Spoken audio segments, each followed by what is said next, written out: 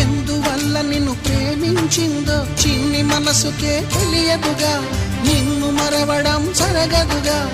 ఎందువల్ల నువ్వు కాదన్నావో ఎదురు ప్రశ్నలే వేయనుగా, ఎదురు చూపులే ఆపనుగా.